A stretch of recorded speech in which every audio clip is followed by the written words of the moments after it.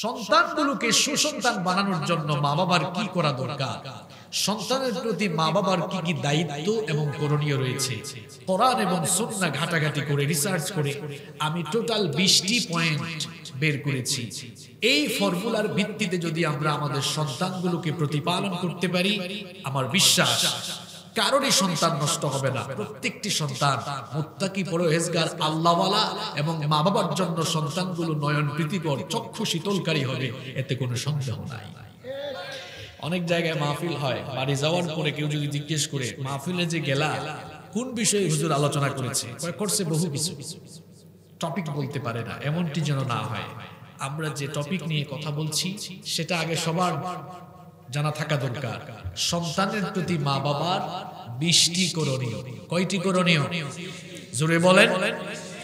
এখানে তো গুরুস্থান না, জিন্দা স্থান। আমার সামনে যারা মহিলাও না, পুরুষ মানুষ, তো পুরুষ মানুষের মতো আওয়াজ দিয়ে বলেন কয়টা? আরেকটু জোরে বলেন। ওকে, শুরু করছি আমরা। Number 1, 1 number, as a father, আপনি একজন বাবা হিসেবে আপনার সন্তানের প্রতি আপনার ফার্স্ট রেসপন্সিবিলিটি হচ্ছে তাকে একজন নেককার মা গিফট করবেন, একজন নেককার মা উপহার দিবেন। আপনি বলবেন হুজুর, সন্তানের হকের সাথে নেককার স্ত্রীর কি সম্পর্ক?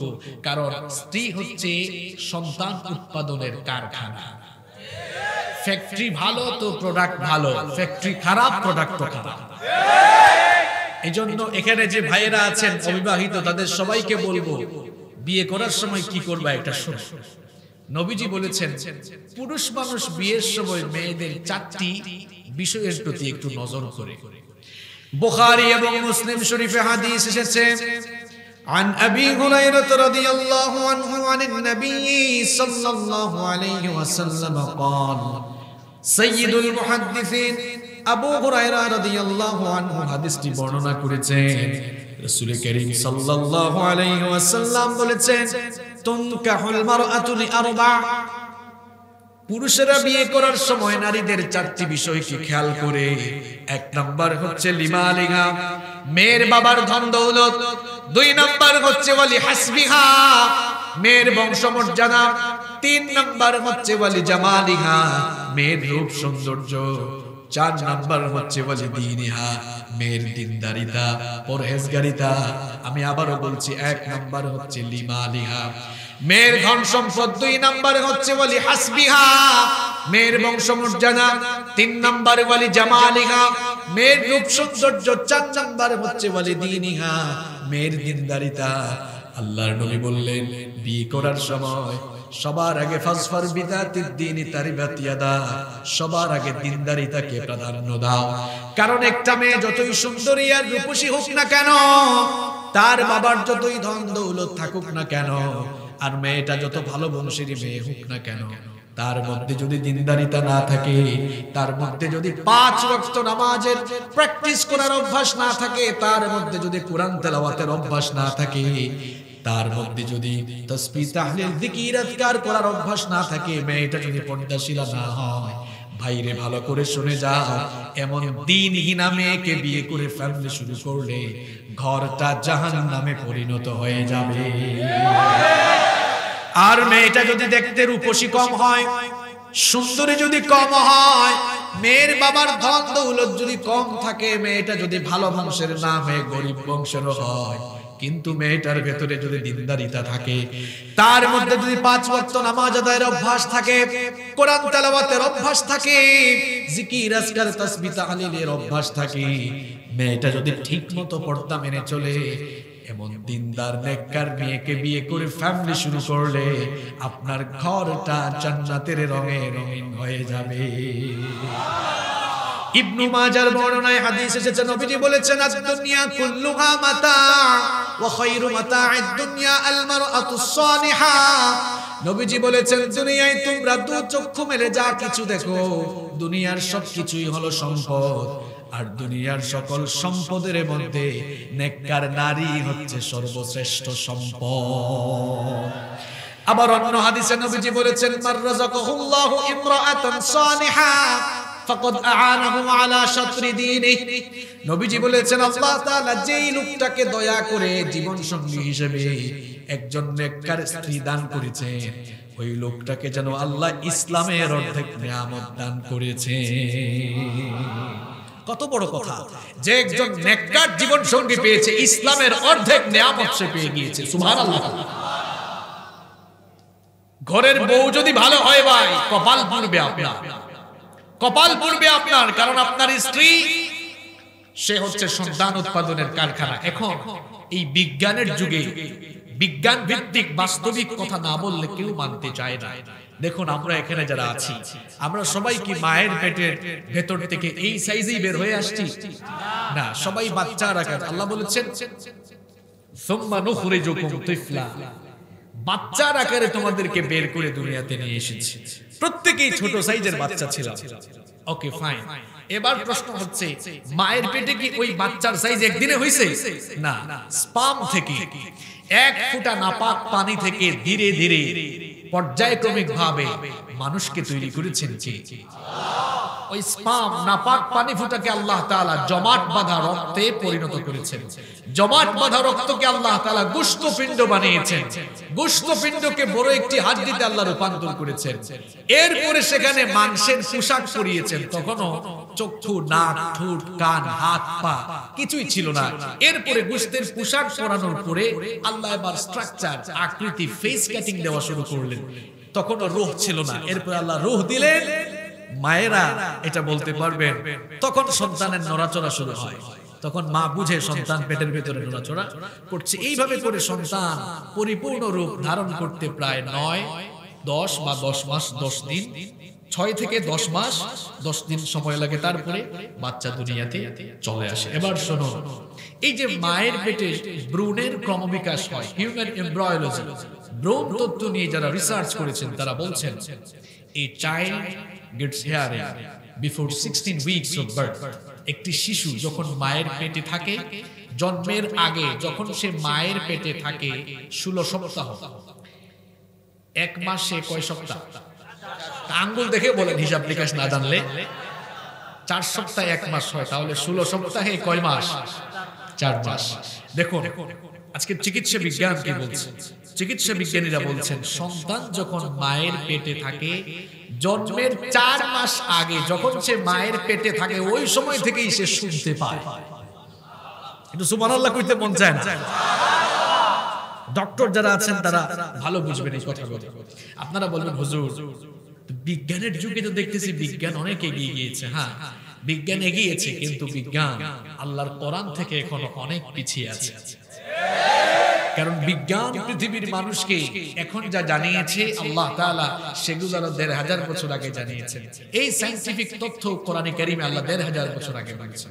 এখানে উলামায়ে কিরাম বসে আছেন। শ্রবণ শক্তির কথা বোঝাতে গিয়ে আল্লাহ তাআলা কোরআনে কারীমে সামউন শব্দ দিয়েছেন। সামউন মানে শ্রবণ শক্তি। আর দৃষ্টি শক্তির কথা বোঝাতে গিয়ে আল্লাহ তাআলা মাঝে মাঝে বাসার অথবা বহুবচনে আবসার শব্দ দিয়েছেন।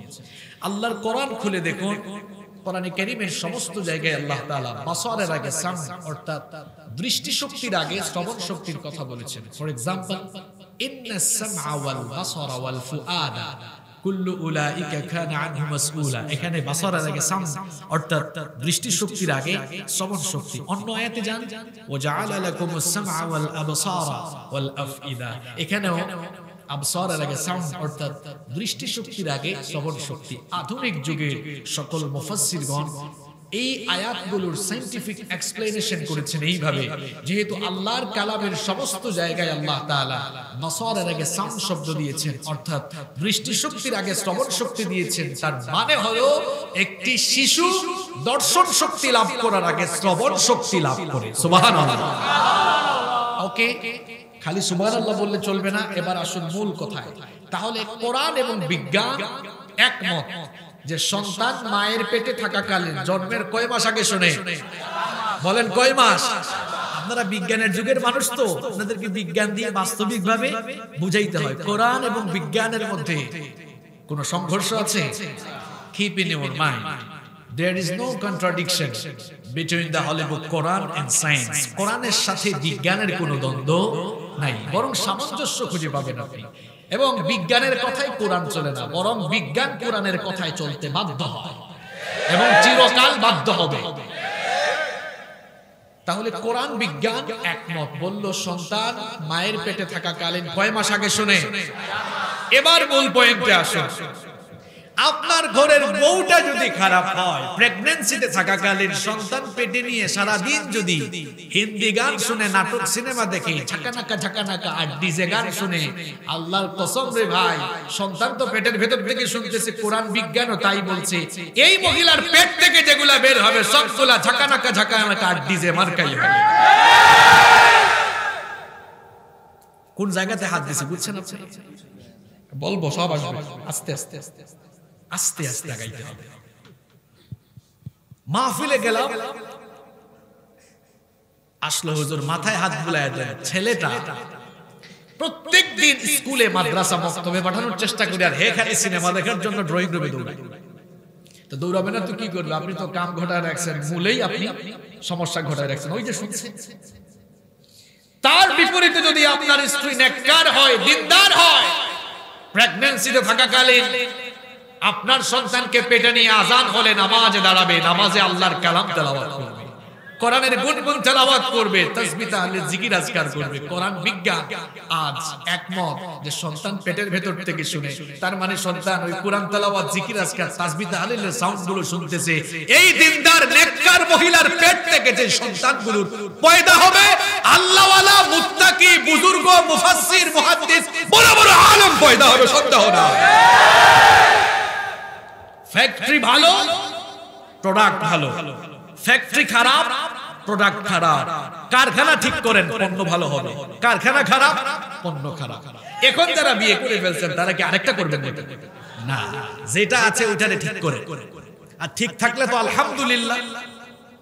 ভালোবাসা দিয়ে, মহব্বত দিয়ে অনেক খারাপ মানুষকে চাইলে ভালো বানানো যায় কি যায় না? আমার বোনদেরকে বলবো, যদি আপনার হাজবেন্ড এডিক্টেড থাকেন, বেনামাজি থাকেন, আপনি কিন্তু চাইলে ভালোবাসা দিয়ে, কেয়ারিং দিয়ে, মহব্বত দিয়ে আপনার হাজবেন্ডকে চেঞ্জ করে ফেলতে পারবেন। আপনার হাজবেন্ড বেনামাজি তো কি হয়েছে, আপনি কয়েকদিন ডাকেন না, ফজরের টাইমে একটু মাথায় হাত বোলায় আদর করে ডাকেন, ডাকতে থাকেন, বলেন যে কনকনে ঠান্ডা শীত, এই শীতের মধ্যে ঠান্ডা পানি দিয়ে ওযু করলে তোমার কষ্ট হবে, এই যে আমি গরম পানি করেছি। আর যাদের বাসায় গিজার আছে তো অসুবিধা নেই, যে গরম পানি করেছি, আসো ওযু করো, নইলে আপনি ওযু করায় দেন। একদিন যায় না, পরের দিন রাগ করেন, চেষ্টা চালাইতে থাকেন। এরকম ভালোবাসা দিয়ে দিয়ে আপনি চেষ্টা চালিয়ে যান। একদিন আপনার হাজবেন্ড ঠিকই বুঝবে, আমার বউটা তো আমাকে ভালো পথের দিকেই ধাবিত করছে। একদিন দেখবেন এই চেষ্টা করতে করতে করতে করতে আপনি আর ফলাফল পাবেন। একদিন আপনার হাজবেন্ড ঠিকই নামাজি হয়ে যাবে। পাশাপাশি আপনার স্ত্রী যদি নামাজি না হয় বা দিনের পথে না চলে, আপনি একটু ভালোবাসা বাড়িয়ে দেন, একটু মহব্বত করেন। ধীরে ধীরে, মানুষকে ধমকায় একদিনে আনা যায় না, ধীরে ধীরে আপনাকে ধৈর্য ধারণ করে এগোতে হবে। দেখবেন ঠিকই একদিন লাইনে চলে আসবে ইনশাআল্লাহ। পয়েন্ট মনে রাখতেছেন? তাহলে সন্তানের প্রতি বাবার প্রথম করণীয়, নেককার মা গিফট করবেন। এই যুবক ভাইরা, বলছিলাম না আজকের ওয়াজে তোমরা জিতবা। এই যে তোমরা যারা বিয়ে করো নাই, শুধু সুন্দরী মেয়ে দেখে দৌড়াইও না, শুধু সুন্দরী মেয়ে দেখে দৌড়াইও না। তোমরা তো সুন্দরী মেয়ে দেখে তোমাদের মাথা ঠিক থাকে না। দেখছেন কি ভদ্র, ঠিক বলে তারা এটা স্বীকার করছে। ওয়াজ মাহফিলে ঠিক বলা এখন ফ্যাশন হয়ে গেছে, তাই না? এটাও ঠিক। এই যুবক ভাইরা, তরুণ ভাইরা, শোনো, শুধু সুন্দরী মেয়ে দেখে দৌড়াইও না। এই মেয়েটা নামাজি কিনা, দিনদার কিনা, পর্দা করে কিনা, তার দিনদারিকে প্রাধান্য দিয়ে মেয়েটাকে চুজ করবা বিয়ের সময়। আবার গার্লফ্রেন্ড বানাইয়া ঠিক করতে যাইও না। বিয়ের আগে এই সকল সম্পর্কগুলোকে হারাম করে দিয়েছেন কে? যাদের সামর্থ্য আছে বিয়ে করে ফেলে, যাদের সামর্থ্য নাই বিয়ে করার জন্য প্রস্তুতি গ্রহণ করো। কিন্তু খবরদার কোনো অবৈধ সম্পর্কের দিকে যাইও না, আল্লাহ হেফাজত করেন। বোনদেরকে বলবো, কলেজ বিশ্ববিদ্যালয়ে পড়ুয়া বোনদেরকে বলবো, শুধু সুন্দর ছেলে দেখা দৌড়াইয়েন না, পাগল হয়ে যাইয়েন না। গাড়ি আছে, বাড়ি আছে, ফুটানি করে পাগল হয়ে যাইয়েন না।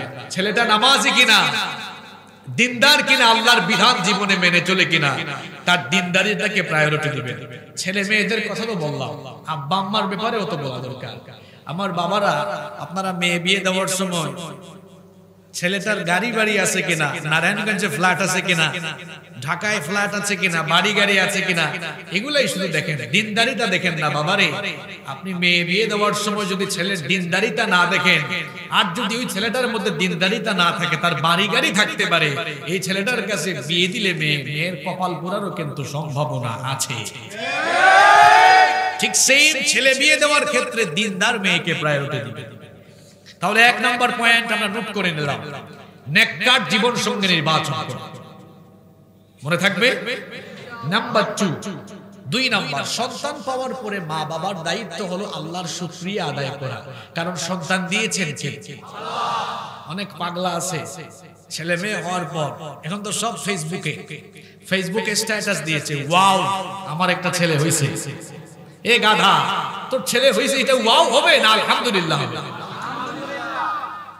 সন্তান পাওয়ার পরে আল্লাহর শুকরিয়া জানাবেন, কারণ অনেক মানুষ বিয়ে শাদী করেছে, অনেক বছর হয়ে গিয়েছে, সন্তান পায় না। আপনাকে সন্তানের নিয়ামত দিয়েছেন কে? সন্তান দেওয়া আর না দেওয়ার মালিক হচ্ছেন আল্লাহ। এই জন্য রব্বুল আলামিন কোরআনুল কারীমের 42 নম্বর সূরা সূরাতুশ শূরা এর 49 নম্বর আয়াতে বললেন, লিল্লাহি মুলকুস সামাওয়াতি ওয়াল আরদি ইয়াখলুকু মা ইয়াশা ইয়াহাবু লিমান ইয়াশাউ ইনাসান ওয়া ইয়াহাবু লিমান يشاء الذكور أو يزوجهم ذكرانا وإناثا ويجعل من يشاء عقيما إنه عليم قدير। আল্লাহ তাআলা বলছেন, আসমান সমূহ আর জমিনে যা কিছু আছে সবকিছুর মালিকানা কার কাছে? তিনি যাকে চান তাকে তিনি পুত্র সন্তান দান করেন, তিনি যাকে চান তাকে কন্যা সন্তান দান করেন, যাকে চান পুত্র সন্তান দান করেন। আবার আল্লাহর যাকে ইচ্ছা ছেলে মেয়ে দুটো মিলায়া দেন, আবার আল্লাহর যাকে ইচ্ছা ছেলেও দেন না মেয়েও দেন না, বন্ধা অবস্থায় আল্লাহ রেখে দেয়। সব ক্ষমতা কার কাছে? এই জন্য সন্তানের নিয়ামত পেলে বাবা হুন মা হুন, 2 নম্বর দায়িত্ব হলো শুকরিয়া জানাবেন কার? আল্লাহর খলিল সাইয়েদনা ইব্রাহিম আলাইহিস সালাম 86 বছর পর্যন্ত তার কোনো সন্তান ছিল না, নিঃসন্তান ছিলেন। 86 বছর বয়সের পরে তিনি যখন সন্তান পেলেন, তিনি আল্লাহর শুকরিয়া জানালেন। আর তার শুকরিয়া জানানোর ভাষা আল্লাহর কাছে এত পছন্দ হলো, গোটা দুনিয়ার সমগ্র মানবতার জন্য ওই শুকরিয়ার ভাষাগুলো আল্লাহ কোরআনে কারিমে তুলে দিলেন। কোরআনুল কারিমের 14 নম্বর সূরা ইব্রাহিমের 39 নম্বর আয়াতে আল্লাহ তার কথাগুলো তুলে দিয়েছেন। ইব্রাহিম আলাইহিস সালাম সন্তান পাওয়ার পরে আল্লাহর শুকরিয়া জানিয়ে বলেছিলেন, আলহামদুলিল্লাহিল্লাযী ওয়াহাবা লি আলাল কিবারি ইসমাঈলা ওয়া ইসহাক ইন্না রাব্বী লাসামিউদ দুআ।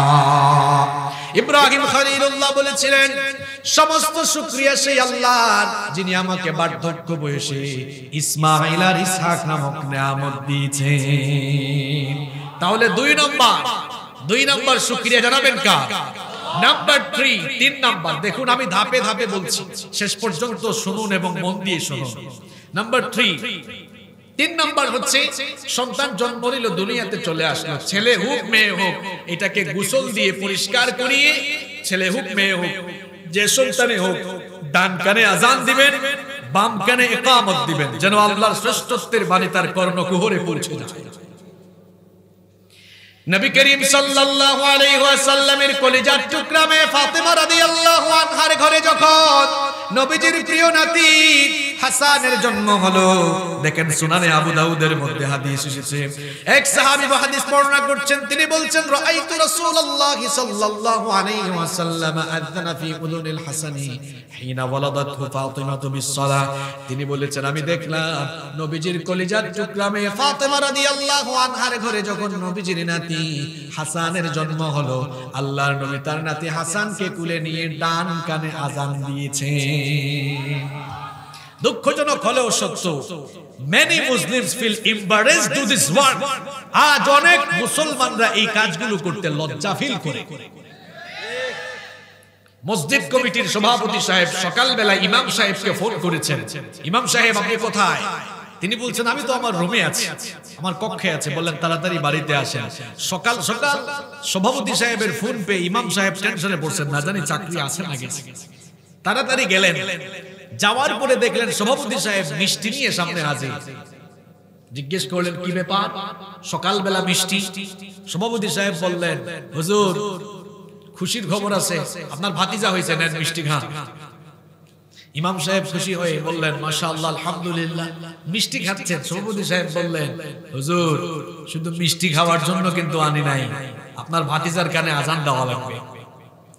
ইমাম সাহেব বললেন আপনার ছেলে আপনি তো কুলে নিয়ে আজান দিতে পারতেন, আজান তো আপনি পারেন জানেন, আমাকে আর আজানের জন্য আলাদা করে ডেকে আনলেন কেন? কই হুজুর দিতে পারতাম কিন্তু আমার তো শরম লাগে। এরকম আছে? তো ইমাম সাহেব আবার খুব সাংঘাতিক ছিলেন, বললেন কই সন্তান হওয়ানোর বেলায় তো লজ্জা শরম লাগলো না, এখন বুঝি আজান দিতে আপনার শরম লাগে? আল্লাহর বিধান মানতে কখনো একজন মুসলমান লজ্জা শরম ফিল করতে পারে না। সব দায়িত্ব হুজুরকে দিয়ে দিয়েছি। এক লোক তার মা বাপ মারা গিয়েছে, হুজুরের পকেটে 1000 টাকার করকরে নোট ঢুকাই দেয়া, কয় হুজুর আমার আম্মু মারা গিয়েছে, আপনি একটু কাইন্দা কাইন্দা দোয়া করেন। দেখছেন কার মা, সে কাঁদে না, হুজুরকে কাঁদে। আপনার মা বাবার জন্য যদি কাবা ঘরের ইমামকে দেখে দোয়া করেন, বলেন আপনার মা বাবার জন্য কাবা ঘরের ইমামের দোয়াটা পাওয়ারফুল না আপনার দোয়াটা পাওয়ারফুল? আমার নারায়ণগঞ্জের ভাইরা ভালো করে শুনেন, জাহান্নামের আগুনটা বড় মারাত্মক।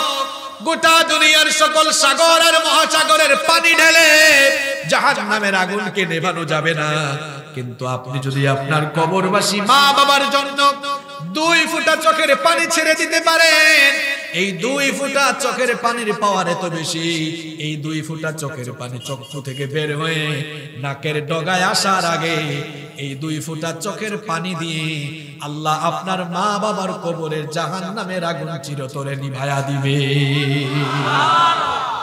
নিজের কাজ নিজে করেন। সন্তান হয়েছে ডান কানে আজান দেন, বাম কানে ইকামত দেন। আরে আফসোসের সঙ্গে বলতে হচ্ছে আর এই সুন্নাত আমার সমাজ থেকে বিলীন হয়ে যাচ্ছে, কারণ আজান আর কে দিবে? আগে তো সন্তান হয়তো বাসা বাড়িতে বেশি, এখন বেশিরভাগ হয় কোথায়? আমরা 6 ভাই 1 বোন, 7 জন, আরো একটা ছিল মারা গেছে, তো 8টা হইতাম। আমার মায়ের কিন্তু কোনো সিজার লাগে না। এখানে যারা আছেন যাদের বয়স 40-50 বছর, আপনাদের মা চাচি দাদিদের কোনো সিজারের দরকার হয়েছে? আমার এলাকায় এক মহিলার 18টা সন্তান, মহিলা মারা গিয়েছেন, 18টা সন্তান জন্ম দিল, একটা সিজার লাগলো না। আর এখন দেখবেন একটা হওয়ার 1 সপ্তাহ আগেই ভর্তি গিয়া। কি আমি কি ভুল বলেছি? ইউরোপ, আমেরিকা, মিডল ইস্ট, পশ্চিমাদেরকে যাদেরকে আমরা সভ্য বলে তাদেরকে অনুসরণ করি, আজ পশ্চিমা দুনিয়ায় মিডল ইস্টে স্লোগান উঠেছে নো সিজার। তারা সিজারকে অ্যাভয়েড করছে। রিজন কি? কারণ কি? কারণ এই সিজারের ক্ষতিকর দিকগুলো তারা আজ বিজ্ঞানের কল্যাণে জানতে পেরেছে। শুনুন, এই সিজারের 2টা ক্ষতিকর দিক বলি, একটা মায়ের আর একটা সন্তানের। এগুলো মূল্যায়ন না, এগুলো চিকিৎসা বিজ্ঞানের কথা। আজকের চিকিৎসা বিজ্ঞান বলছে একটি সন্তান যখন নরমাল ডেলিভারিতে হয়, মায়ের জরায়ু দিয়ে এসে যখন বের হয়, তখন মায়ের জরায়ুতে লেগে থাকা অসংখ্য ব্যাকটেরিয়া বাচ্চার বডিতে লেগে যায়, যা বাচ্চাকে প্রচন্ড রকমের রোগ প্রতিরোধকারী হিসাবে গড়ে তুলতে সাহায্য করে। সুবহানাল্লাহ। এই বাচ্চাটা যখন নরমাল ডেলিভারিতে না এসে সিজারে হয়, তখন ওই ব্যাকটেরিয়াগুলো আর তার গায়ে লাগার সুযোগ হয় না। মনে রাখবেন, ভাইরাস মোকাবেলার জন্য অ্যান্টিভাইরাস লাগে, এটা সবাই জানে। তো নরমাল ডেলিভারিতে যখন না হয়ে সিজারে হয়, ওই ব্যাকটেরিয়াগুলো তার গায়ে লাগার আর কোনো সুযোগ থাকে না। এইজন্য দেখবেন বেশিরভাগ সিজারের সন্তানগুলো একটু রোগা টাইপসের হয়। এটা গেল সন্তানের ক্ষতিকর দিক।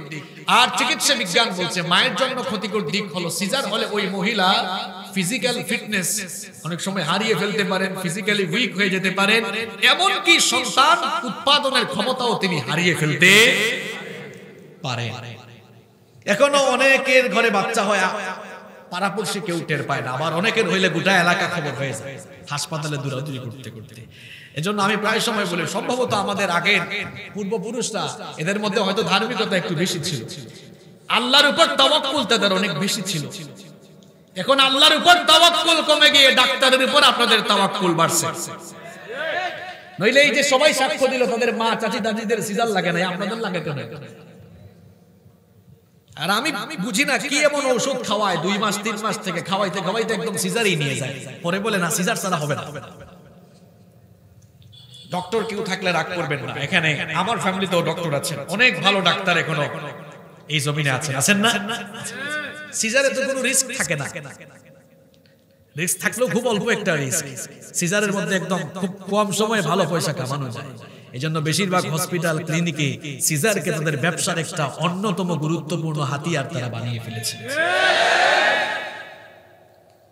সবচাইতে মারাত্মক এবং ভয়ঙ্কর কথা হলো হসপিটাল আর ক্লিনিক গুলোতে দেখবেন গাইনি বিভাগে পর্যাপ্ত মহিলা ডাক্তার নাই। সিজারের সময় পুরুষ মানুষ সিজার করছে, আপনার বোন আপনার স্ত্রীর স্পর্শকাতর জায়গাগুলো সে হয় দেখছে অথবা টাচ করছে। কি মারাত্মক কথা, চিন্তা করেন তো একবার আপনারা। এজন্য হসপিটাল আর ক্লিনিক গুলোতে গাইনি বিভাগে পর্যাপ্ত সংখ্যক মহিলা ডক্টর থাকা চাই। আমি কি বাস্তবিক বললাম কথা না অবাস্তব বললাম?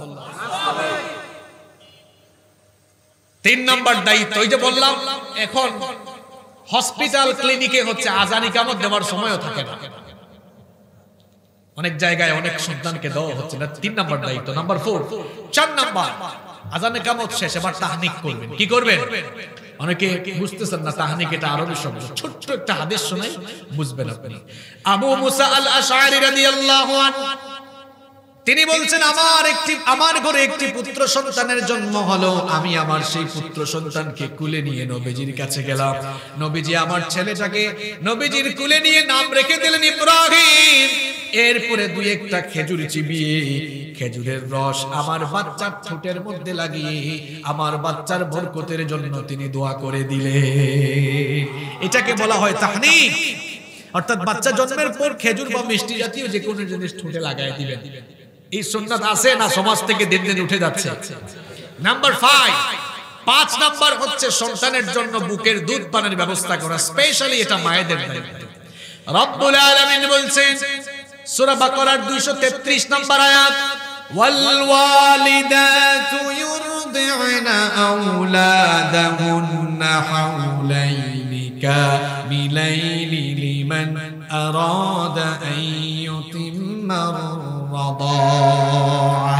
আল্লাহ বলছেন আমি তামাম নারীদেরকে অর্ডার দিচ্ছি তারা যেন তাদের সন্তানদেরকে কমপক্ষে 2 বছর বুকের দুধ পান করায়। আফসোস এবং দুঃখজনক ব্যাপার হলো আজ আমার মুসলিম সমাজের অনেক নারীরা নিজের ফিজিক্যাল ফিটনেসকে ধরে রাখার জন্য সন্তানকে বুকের দুধ পান না করিয়ে সন্তানের উপর জুলুম করছে। WHO ওয়ার্ল্ড হেলথ অর্গানাইজেশন বিশ্ব স্বাস্থ্য সংস্থা বলছে পৃথিবীতে প্রত্যেক বছর কমপক্ষে 10 লক্ষ শিশু মারা যায় মায়ের বুকের দুধ পর্যাপ্ত পরিমাণ পান না করার কারণে। আর মনে রাখবেন যেখানেই আপনি জুলুম করবেন সেখানে আল্লাহর গজব ঠাডা পড়বে আপনার উপরে। আজ বর্তমান চিকিৎসা বিজ্ঞান এবং বিশ্ব স্বাস্থ্য সংস্থা বলছে বর্তমান দুনিয়ায় যে সকল নারীরা ব্রেস্ট ক্যান্সারে আক্রান্ত হচ্ছেন তাদের বেশিরভাগই হলো ওই সকল নারীরা যারা সন্তানকে পর্যাপ্ত পরিমাণ বুকের দুধ পান করায় না। দেখছেন গজব কেমনে পড়ছে। অনেক জায়গায় তো বিশেষ করে গ্রামে গঞ্জে আপনার মায়েরা সন্তান জন্মের পর যে শাল দুধ বের হয় ওইটা ফেলে দেয়, খাওয়ায় না, ওইটা বুঝেও না ওইটা কতটা ইফেক্টিভ কার্যকরী। চিকিৎসা বিজ্ঞানীরা বলছেন সন্তান জন্মের পর মায়ের বুক থেকে যে শাল দুধ বের হয় এটা বাচ্চাকে 5টি মারাত্মক ব্যাধি, শুনেন, নিউমোনিয়া, কলেরা, নিউমোনিয়া, মেনিনজাইটিস, শ্বাসতন্ত্রের প্রবাহ, কান পাকা, এই 5টি মারাত্মক ব্যাধি থেকে সন্তানকে 100% হেফাজত করে ফেলে। সুবহানাল্লাহ। মনে রাখবেন আমার মায়েরা বোনেরা আপনাদেরকে বলছি কথাগুলো, সন্তানকে যদি পর্যাপ্ত বুকের দুধ পান না করান সন্তান হৃষ্টপুষ্ট হবে কম এবং সে মানসিক দিক দিয়ে সমৃদ্ধ হবে খুব কম। যদি পর্যাপ্ত পরিমাণ বুকের দুধ পান করান, শারীরিকভাবে সে যেমন হৃষ্টপুষ্ট হবে, পাশাপাশি মানসিকভাবেও তার ভালো বিকাশ সাধিত হবে ইনশাআল্লাহ। 5 নাম্বার পর্যন্ত একটু তাড়াহুড়া করে বলছি, এই 5টা একেবারে ইনিশিয়াল স্টেপ। 6 নাম্বার থেকে খুব গুরুত্বপূর্ণ কথা শুরু হচ্ছে, এবার কান লাগাইতে হবে। সবাই শুনবেন তো ইনশাআল্লাহ?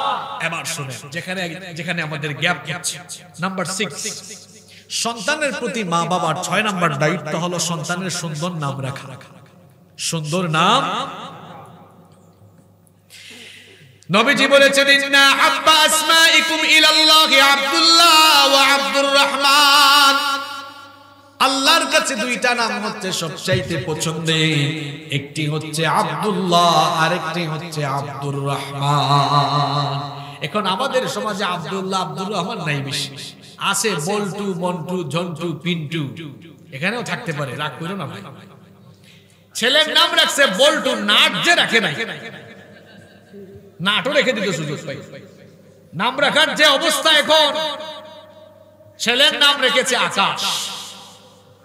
এরপরে হুজুরের কাছে এনে বলে, হুজুর দোয়া করেন ছেলেটাকে আলেম বানাইতে চাই। কোনদিন কি আপনারা শুনছেন কোন হুজুরের নাম হাফেজ মাওলানা আকাশ আহমেদ? ছেলের নাম সাগর রাখছে, মেয়ের নাম নদী। সাগর ছেলে বড় হয়ে টি-শার্টে লিখেছে সাগরের বুকে নদী। আর নাম রাখার আপনি সিস্টেম দেখেন না। এই লোকটা তার ছেলে একটা হইছে নাম রাখছে সাগর, মেয়ে একটা হইছে নাম রাখছে নদী। আরে আল্লাহ যদি এই লোকটারে আরো কুলামাইয়া দেয়, আগের গুলার নাম রাখছে সাগর নদী, পরের গুলার নাম রেখেও ফেলতে পারে খাল, বিল, পুকুর, কুয়া।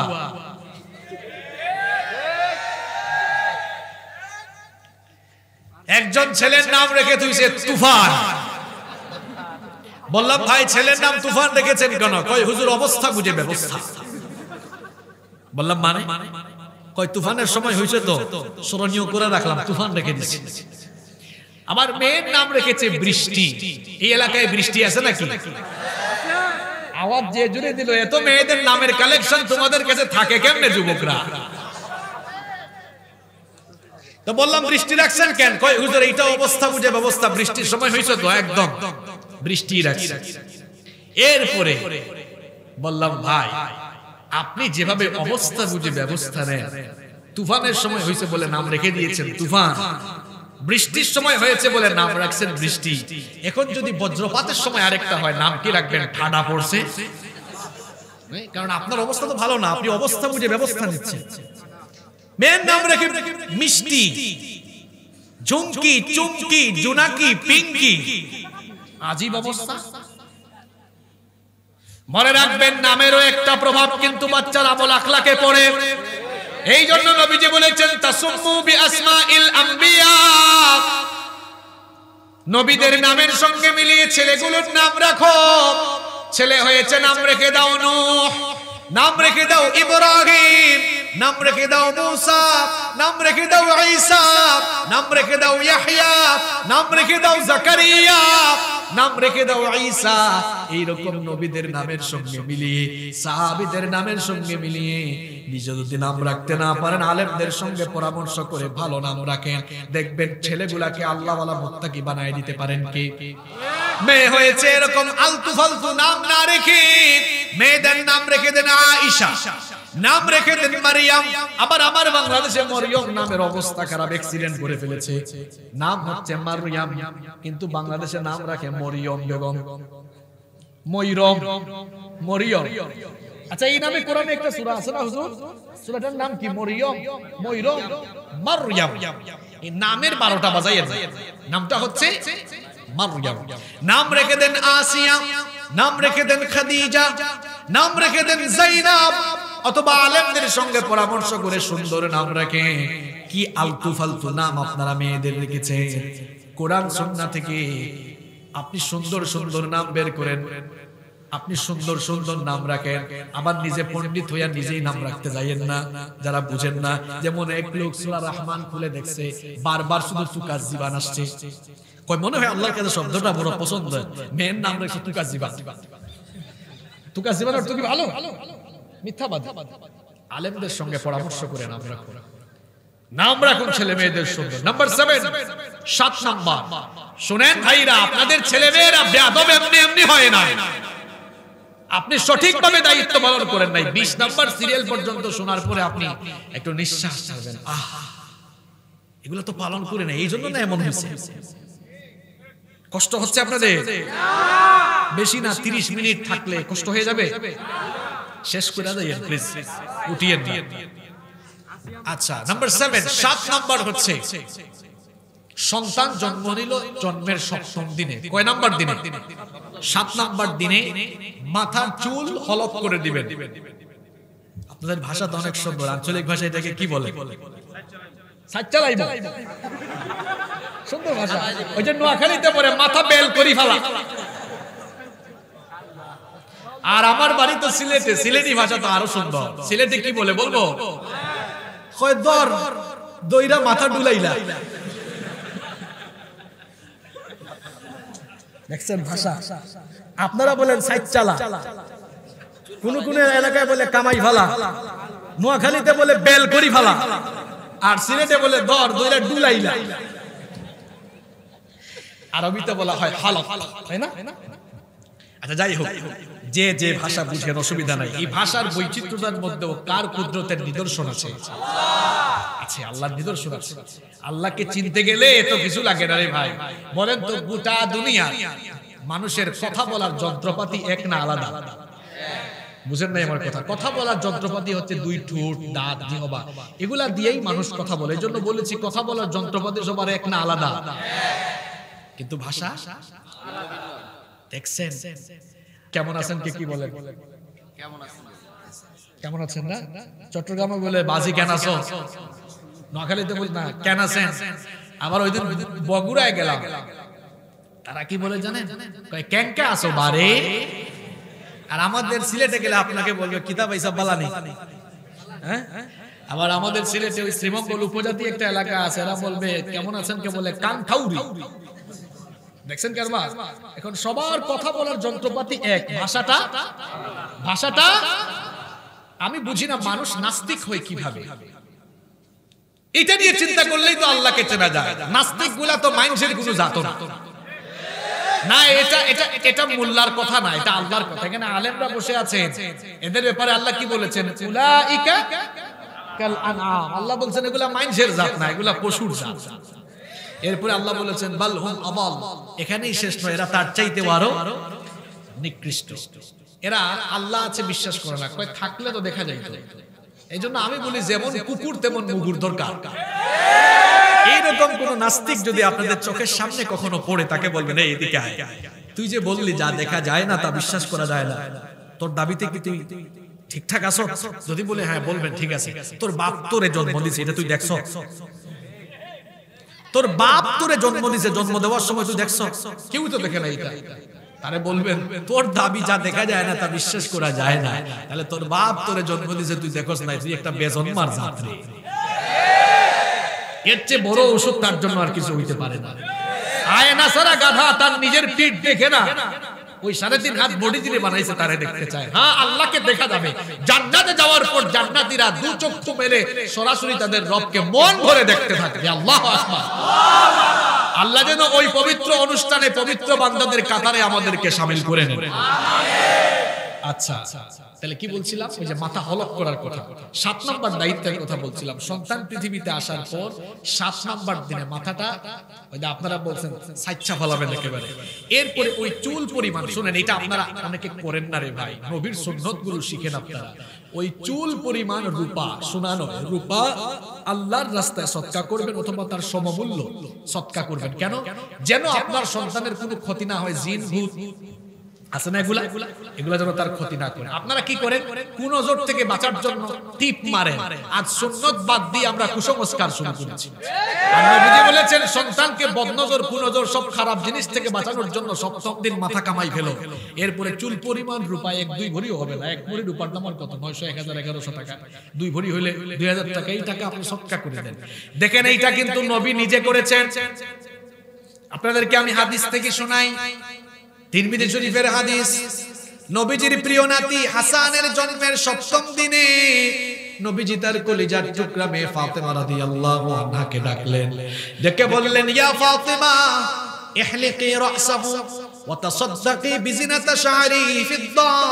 ও আমার কলিজার টুকরা মেয়ে ফাতেমা, আমার নাতি হাসানের মাথা হলক করে দাও, মাথা কামাই দাও, মাথার চুল ফেলে দাও, আর চুল পরিমাণ রৌপ্য আল্লাহর রাস্তায় সাদাকা করে দাও।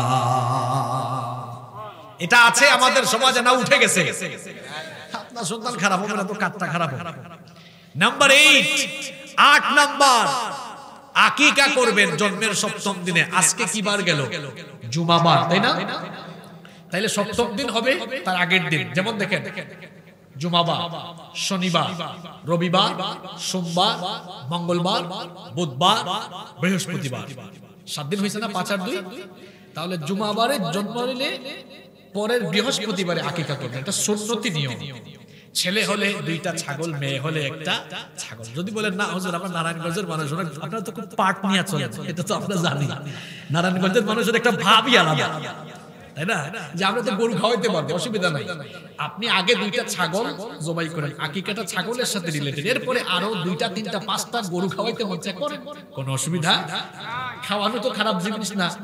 আল্লাহ রাসূল বলেছেন 3টা কাজ, এটা ভালো, এগুলো দিয়ে মানুষ জান্নাতে যেতে পারে। এর মধ্যে আছে না, ওয়া আত'ইমুত তাআম আফশুস সালাম ওয়া আত'ইমুত তাআম ওয়া সাল্লু বিল লাইলি ওয়ান নাসু নিয়াম। মানুষ খাওয়ান, কোনো অসুবিধা নাই। আচ্ছা, গেল 8 নাম্বার আকিকা। 9 নাম্বার এবার শুনুন, খতনা করবেন, যেটাকে মানে অনেক এলাকায় মুসলমানই বলে, আপনাদের এলাকায় কি বলেন আমি জানি না। আচ্ছা, ওকে। 10 নাম্বার, আমি তাড়াহুড়া করছি কেন? এই 10 নাম্বার পয়েন্ট থেকে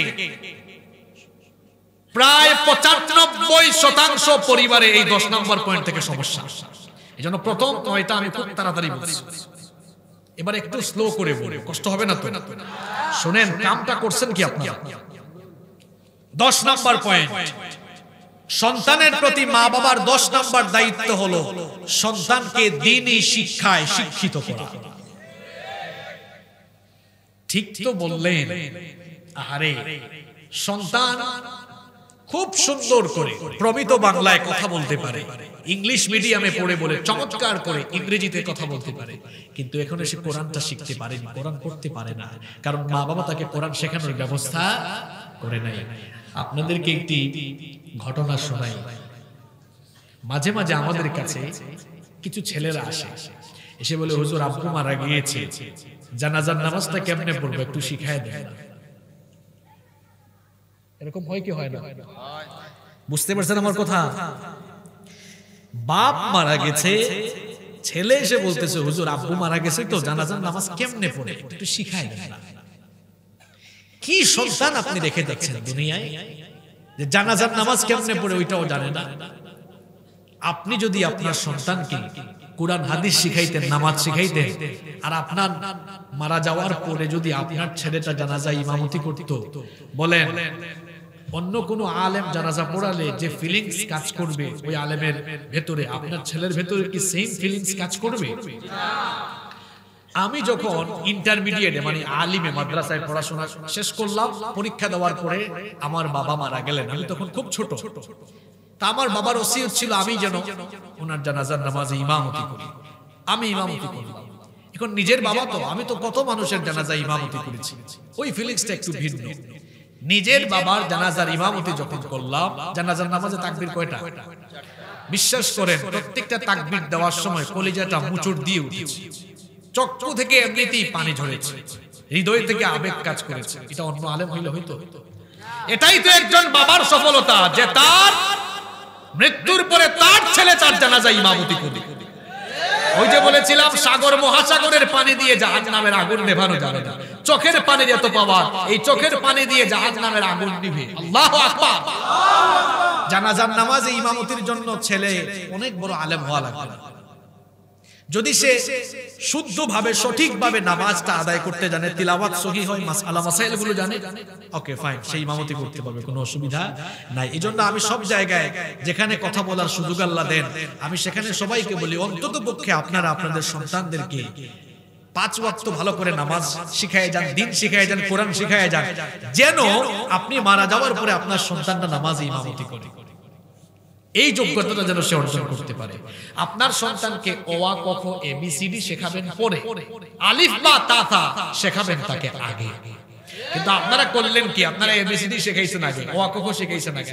আমি আবার অ আ ক খ ABCD এর বিরুদ্ধে না। আমি এমন মানুষ, আমি স্কুলে পড়েছি, আমি এমন মানুষ, আমি মাদ্রাসায় পড়েছি, আমি আবার ইউনিভার্সিটি থেকেও মাস্টার্স শেষ করেছি। সব দিকে পড়াশোনা আছে, এখন শুধু ডক্টরেটটা বাকি আছে।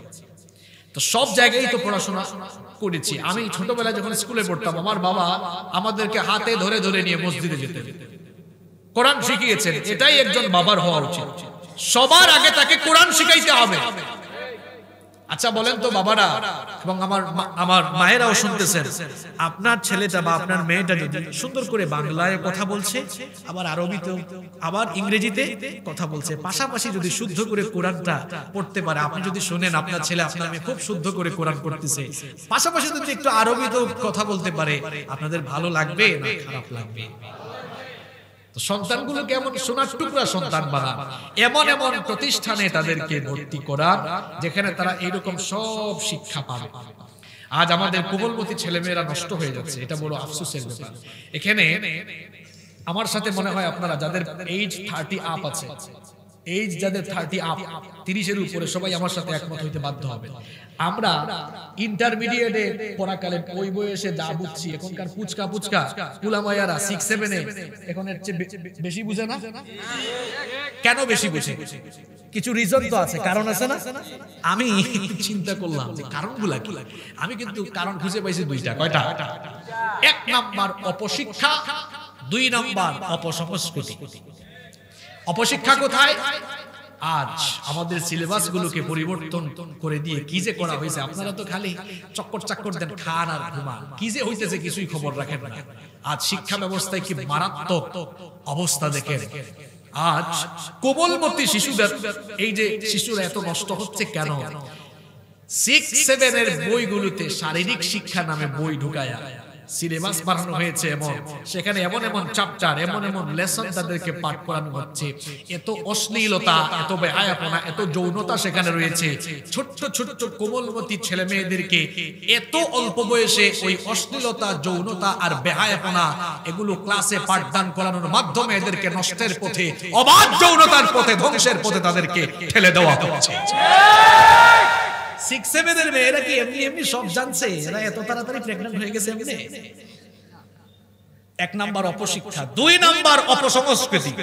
গোটা পৃথিবীতে এখন সাংস্কৃতিক আগ্রাসন চলছে। যার হাতে একটা স্মার্টফোন আছে আর ওয়াইফাই কানেকশন আছে, না গোটা পৃথিবী তার হাতে। আরে বাপ রে বাপ, আমি পড়াশোনা শেষ করছি আরো 5 বছর আগে। আমি নিজেই এখনো টিকটক অ্যাপস কি জিনিস বুঝি না। 7-8 এর মেয়েরা এখন টিকটক ভিডিও বানায়, 6-7-8 এর ছেলে মেয়েরা বানায় না? আমরা এত কিছু কেমনে বুঝো জানি না। আরে বাপ রে বাপ, এদের হাতে ফোন দিয়েছে।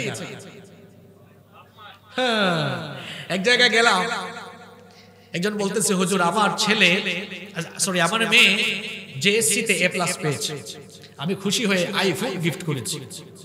বললাম তাই? ভালো করছেন, কিছুদিন পর আপনাকে জামাই গিফট করবে।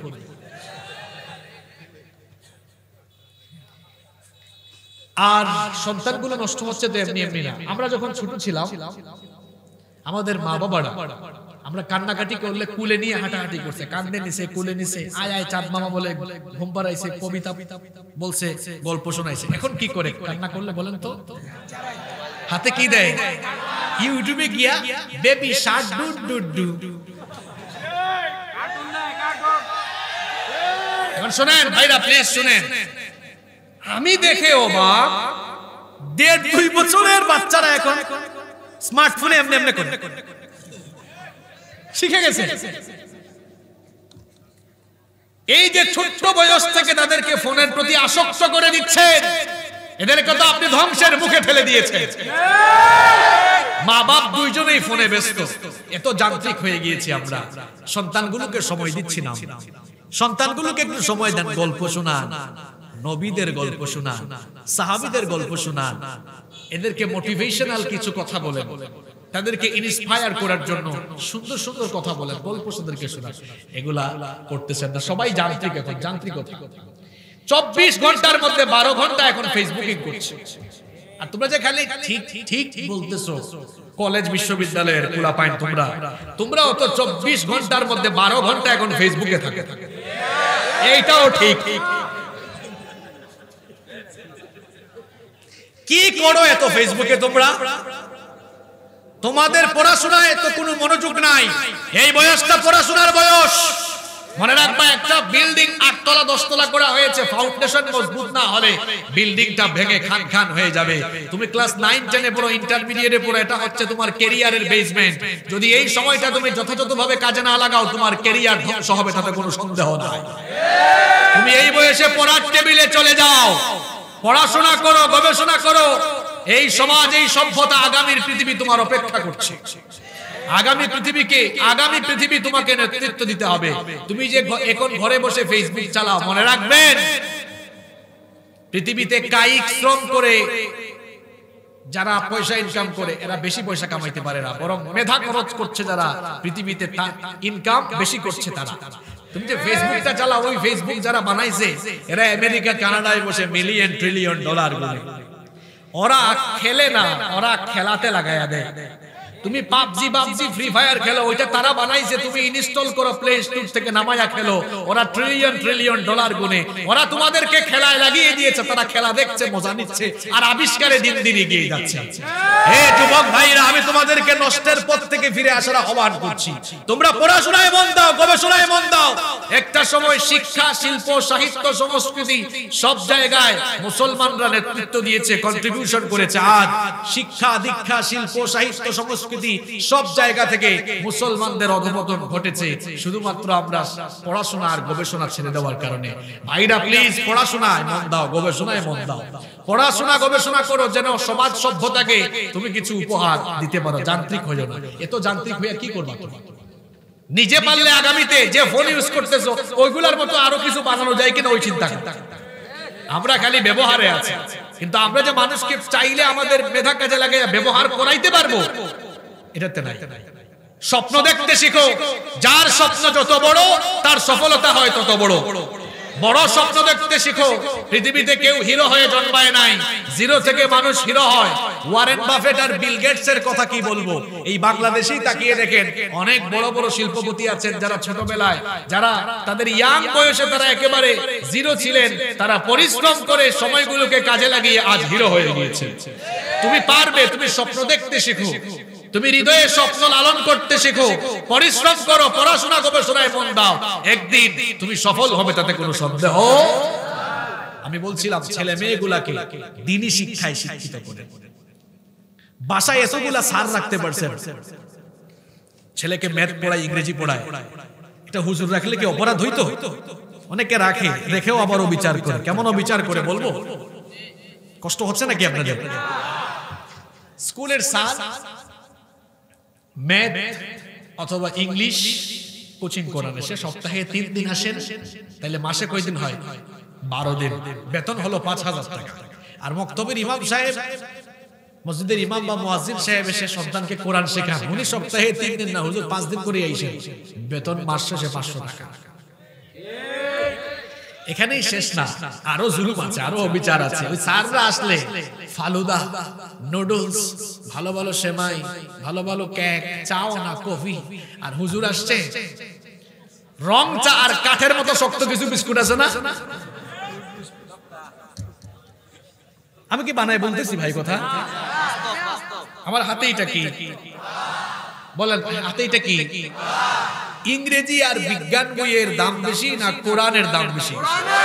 দাম মানে টাকা না, প্রাইস না, মূল্য বুঝাচ্ছি, মর্যাদা বুঝাচ্ছি। মর্যাদার দিক থেকে ইংরেজি বিজ্ঞানের দাম বেশি, মর্যাদা বেশি না কোরআনের মর্যাদা বেশি?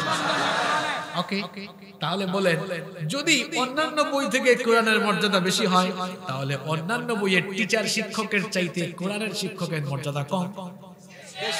হ্যাঁ, তো যদি বেশি হয় তাহলে পয়সা দেওয়ার বেলায় কেন এখানে কম হয়? যদি আপনি বলেন হুজুর কোরআনের শিক্ষকের মর্যাদা বেশি, যদি সত্যিকার অর্থে হৃদয়ে এই অনুভূতি লালন করেন, মনে রাখবেন যদি এই অনুভূতি অন্তরে থাকে না, আল্লাহর কালামের ইজ্জত আমার কাছে আছে, তাহলে অঙ্কের স্যারকে, ইংরেজির স্যারকে 5000 দিলে ওই মসজিদের ইমাম সাহেবকে মহব্বত করে ভালোবেসে 10000 দিয়ে, ডবল দিয়ে যদি আপনার অন্তরে ফিলিংস থাকে, বুঝলে বুঝভাতা, না বুঝলে তেজভাতা, মজাটা বুঝাচ্ছি আপনাকে। একজন আলেমের অনেক মর্যাদা। ওকে ফাইন, তাহলে 10 নাম্বার গেল। 11 নাম্বার, সন্তানগুলোকে নামাজি বানাবো। সন্তানগুলোকে কি আর আমরা নামাজি বানাবো? আমরা তো অনেকেই নিজেরা নামাজে আসি না। এই যে ওয়াজ শুনে যায় ফজরের নামাজটা কাজা করে, বলেন তো দেখি আমার দেশে ফজরের নামাজে মানুষ বেশি নাকি জানাজার নামাজে মানুষ বেশি? ঘর থেকে 50 হাত দূরে ফজরের নামাজে যায় না, কিন্তু যদি অনেক দূরে হয় ওই দূরবর্তী অঞ্চলেও জানাজার নামাজে হাজির হওয়ার জন্য চলে যায়। লোকটার মতলব কোন জায়গায়? ফজরের নামাজের আগে বক্তব্য দেওয়ার সুযোগ নাই, জানাজার নামাজের আগে বক্তব্য দেওয়ার সুযোগ আছে। রে বাটপার, তুই ফজরের নামাজে গেলি না কেন? আবার গার্মেন্টসে চাকরি করে, ফ্যাক্টরিতে চাকরি করে, অফিসে যাবে সকাল 9টার আগে, অফিসে না ঢুকলে বস যারা করবে চাকরিও চলে যাইতে পারে। স্মার্টফোনের মধ্যে অ্যালার্ম সেট করেছে সকাল 8টায়, নিজের বউকেও বলেছে বউ গো সকাল 8টায় ডেকে দিও, নইলে চাকরি থাকবে না। আমার বাবারা, আমার ভাইরা, বুঝলাম না ব্যাপারটা। অফিসের চাকরি ঠিক রাখার জন্য বসের বয়ে যদি সকাল 8টায় অ্যালার্ম দিয়ে ঠিক মতো অফিসে যাইতে পারে, কোন শয়তান আপনারে ধরলো আল্লাহর বয়ে কেন ভোর 5টার অ্যালার্ম লাগাইয়া ঘুম থেকে উঠে নামাজে যাইতে পারেন না? বিবেককে প্রশ্ন করুন। তার মানে দাঁড়ায় আপনার কলিজায়, আপনার অন্তরে আল্লাহর ভয়ের চাইতে বসের ভয় অনেক বেশি। সকাল 8টা-9টায় ঘুম থেকে ওঠার জন্য ফোনে অ্যালার্ম দিতে পারেন, তো কোন শয়তান আপনারে ধরলো যে ভোর 5:30টায় অ্যালার্ম লাগাইয়া আপনি ফজরের নামাজে যাইতে পারেন না? বলেন, নামাজ আদায় করলে খুশি হয় কে?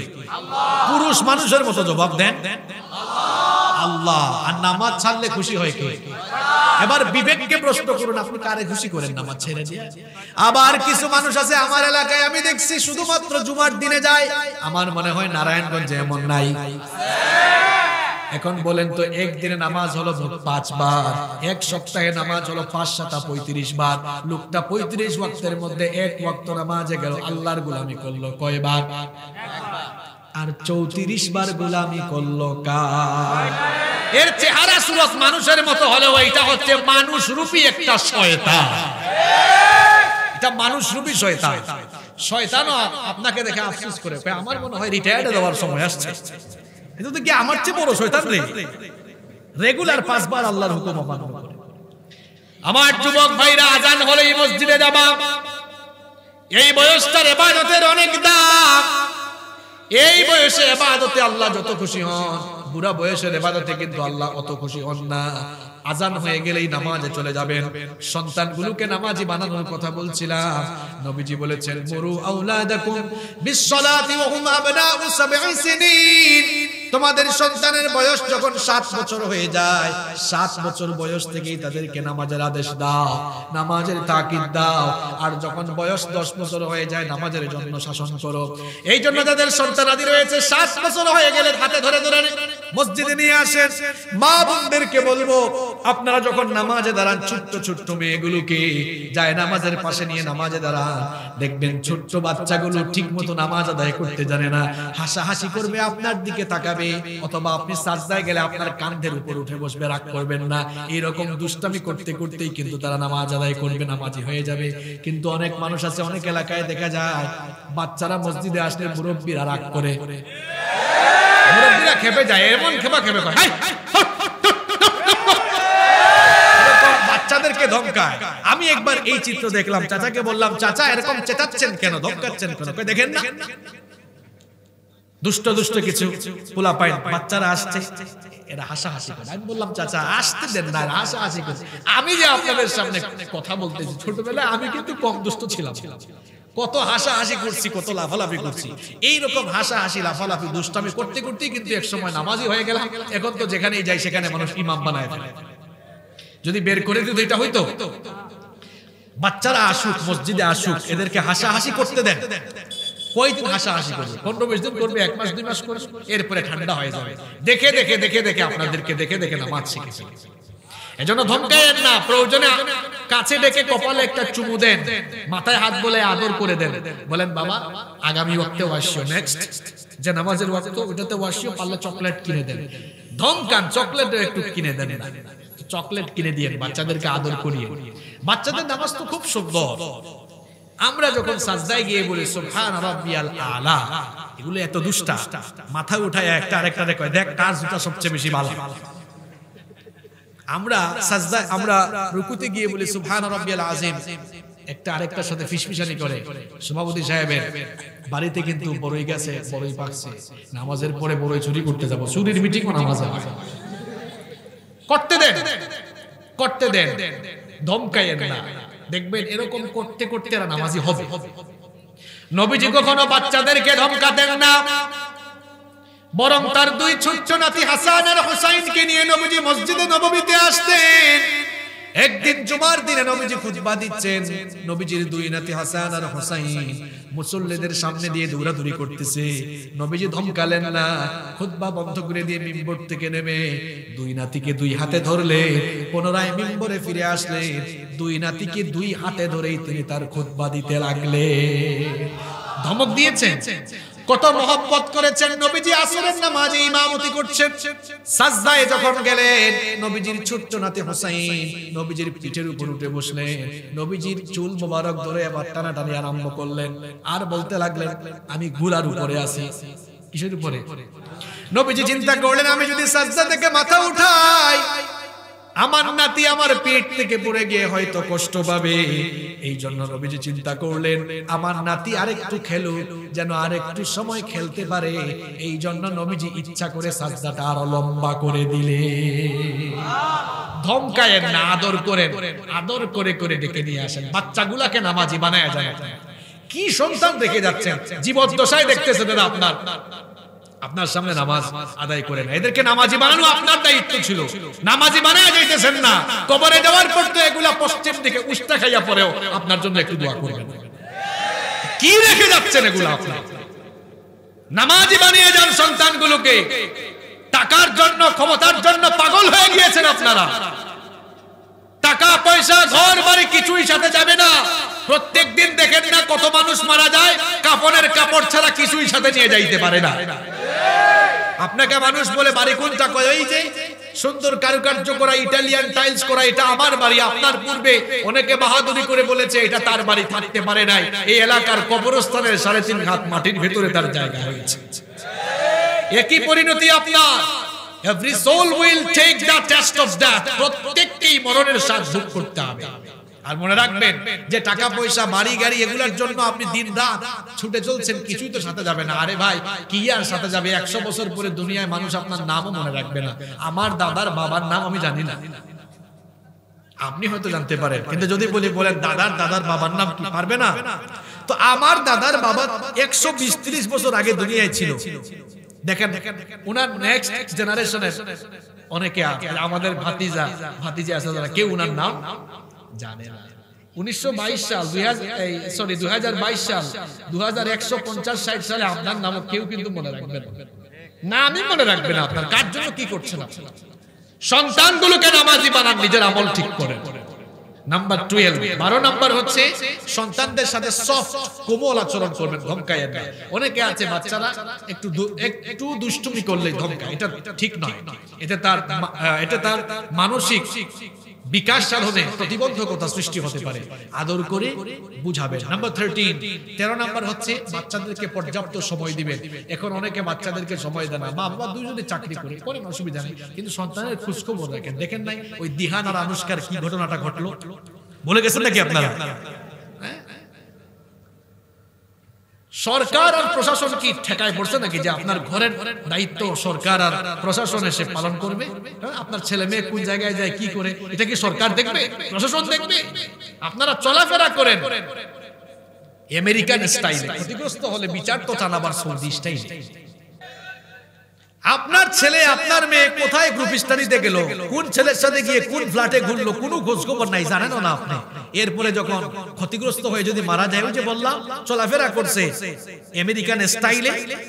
ওদের তো বউ থুইয়া 10-12টা গার্লফ্রেন্ড বয়ফ্রেন্ডের পেছনে তারা ঘুরে। ওই কালচার এখন এই দেশে আসতেছে।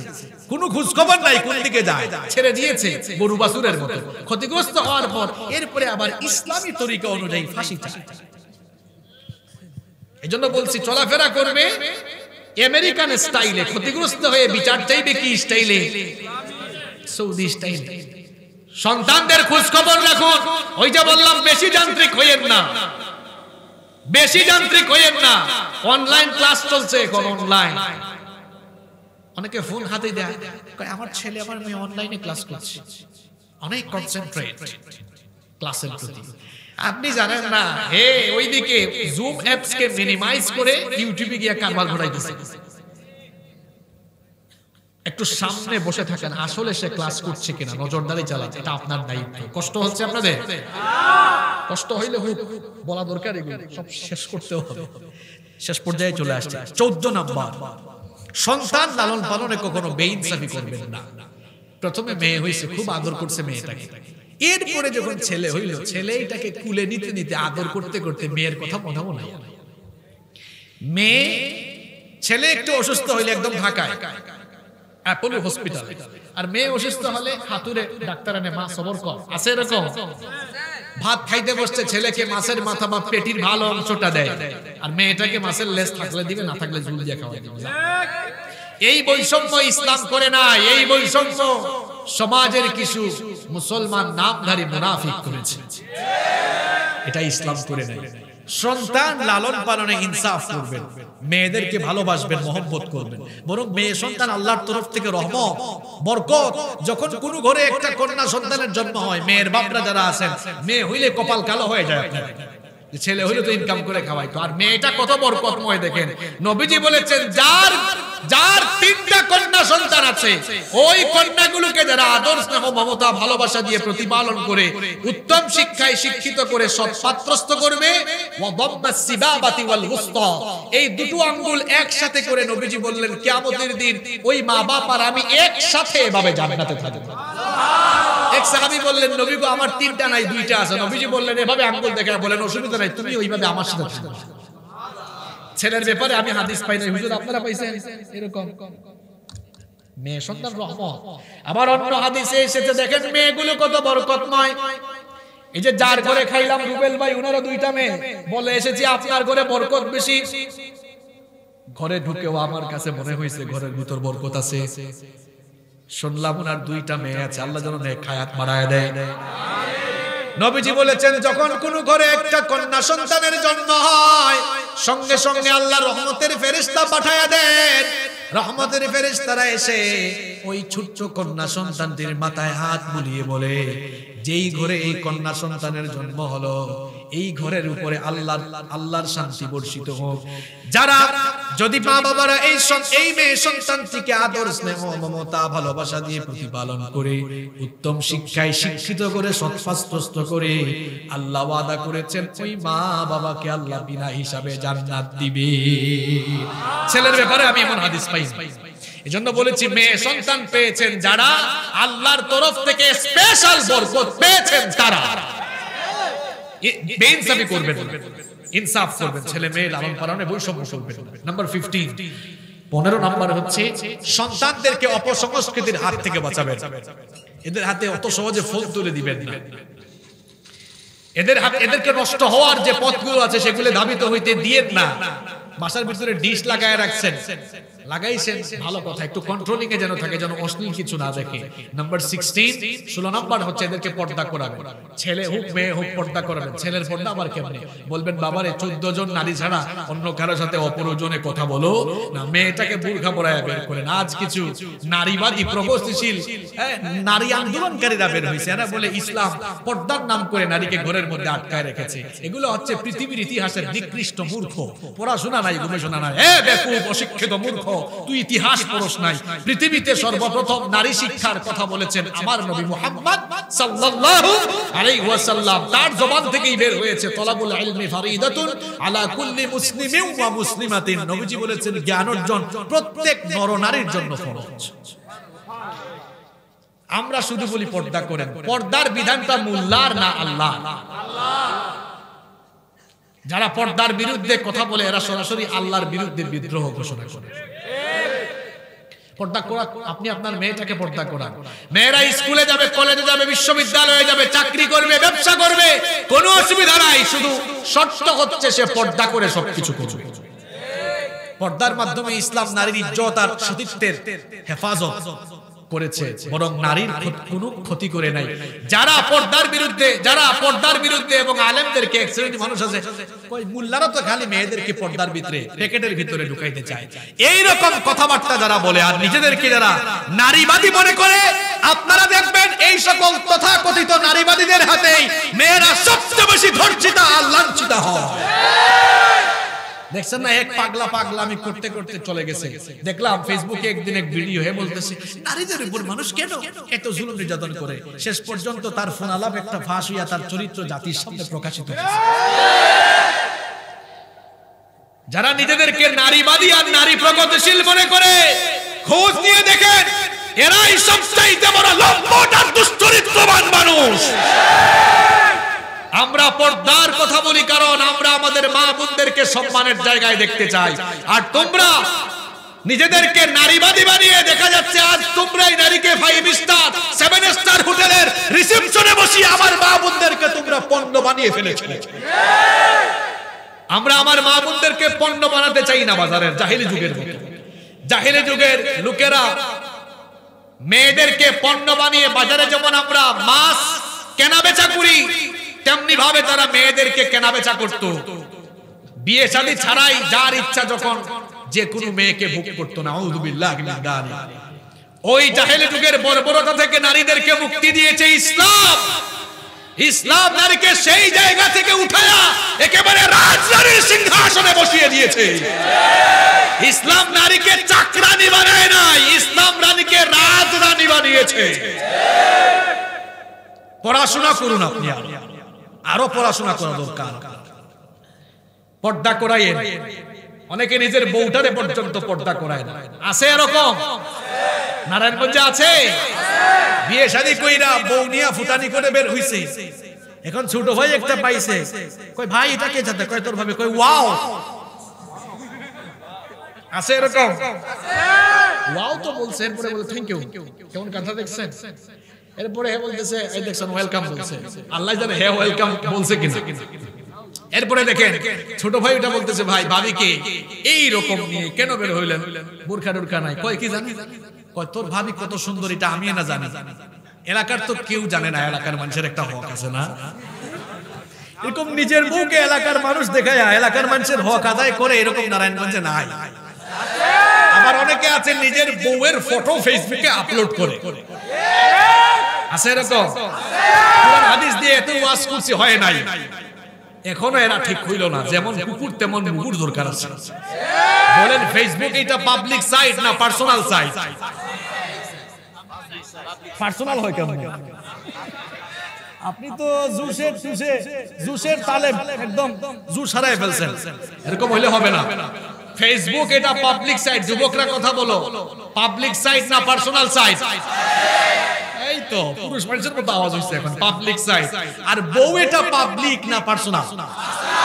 আচ্ছা, তো পার্সোনাল জিনিসকে পাবলিক সাইটে আপলোড দেয় কারা? নিজের বউকে জনগণের মানুষের সম্পদ বানাইছে যারা। বেহায়া, বেশরম, নির্লজ্জ কোথাকার। পার্সোনালিটি আর আত্মসম্মান বোধ বলতে কিছুই তার মাঝে নাই। সবকিছুর জন্য কোরআন হাদিস দরকার হয় না, সবকিছু বোঝার জন্য কিছু ক্ষেত্রে কমন সেন্সও খাটাইতে হয়। এরপরে বউয়ের ফটো আপলোড করছে, একজন কমেন্ট করছে ওয়াও ভাবিকে হ্যাপি লাগতেছে। হে উত্তর দিছে থ্যাংক ইউ। এখন তো থ্যাংক ইউ বলে না, থ্যাংক ইউ। আবার একজন লিখতেছে ভাই ভাবিকে কিন্তু জোস লাগতেছে।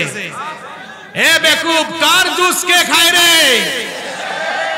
তো লজ্জা করে না একটু?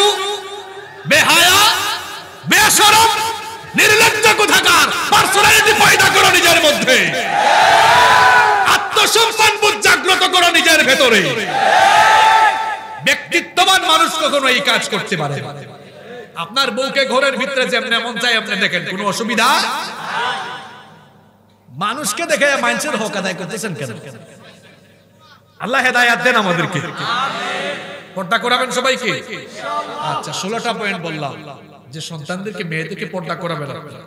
নাম্বার 17, 17 নাম্বার, সন্তানদের জন্য খরচ করবেন, তাদের পড়াশোনার জন্য, নৈতিকতা সমৃদ্ধ করার জন্য, ভালো কিছু শেখাবার জন্য, তাদের চারিত্রিক উন্নতির জন্য, ক্যারিয়ারের জন্য তাদের পেছনে খরচ করবেন, এটা আপনাদের দায়িত্ব। এরপরে নাম্বার 18 নাম্বার হচ্ছে উপযুক্ত বয়সে তাদেরকে বিয়ের ব্যবস্থা করবেন। এই জায়গাতে আপনারা কি করছেন? আপনাদের ছেলেদের বয়স হয়ে গিয়েছে, বিয়ে করাচ্ছেন না। আর শোনেন আপনারা, এই দাঁড়াও, যুবকরা বিয়ের কথা বললে খুশি হয়। আচ্ছা, যুবকরা বিয়ের কথা বললে খুশি হয়। এখন বাবারা, আপনারা নামাজ আদায় করে লম্বা সাজদা দিয়ে আল্লাহর কাছে দোয়া করবেন। এর কারণ হচ্ছে আমার দেশের সোনার ছেলেরা জেনা করতে চায় না, তারা বিয়ে করতে চায়। খুশি হওয়ার কথা আপনাদের, এরা জেনা করতে চায় না, বিয়ে করতে চাচ্ছে। আর তোমরা যে এতদিনে ঠিক বললা, তোমাদেরকে তোমাদের বাপ মা বিয়ে করাবে কেমনে? তোমরা অত অকর্মার ঢেকি হয়ে আছে। তাহলে তো বিয়ে, শোনো, বিয়ে শাদী কি এটা শুধু আবেগ নাকি যে পার্কে পার্কে নিয়ে ঘুরবা, শ্বশুর বাড়ি যাবা, রান খাবা, একটু মহব্বত করবা, রোমান্স করবা। রোমান্স না হয় 1 ঘন্টা করলা, বাকি 23 ঘন্টা কি করবা? পয়সা না থাকলে ওই বউই কিন্তু তোমাদের পিটাই পিটাই। বিয়ে করছে যারা এইসব জানে তারা। তোমরা কি বুঝবা বিয়ে কি আবেগী জিনিস নাকি? খালি তোমরা করছোটাকে, তোমাদের বয়স 28-29 বছর হয়ে যায়, অকর্মা আছো এখানে। আমি তোমাদেরকে কিছু টিপস দিয়ে যাই ছাত্র ভাইদেরকে, যারা কলেজ বিশ্ববিদ্যালয়ে পড়ছো এবং যারা যুবক আছো, শুনবা আমার কথা। যারা পড়াশোনা করছো, টিউশনি করাও। যাদের মেধা ভালো আছে, টিউশনি করে করে তুমি মাসে 3-4-5 হাজার টাকা চাইলে কামাইতে পারো। 5 হাজার হইলেও 5-12 কত হয়? 60।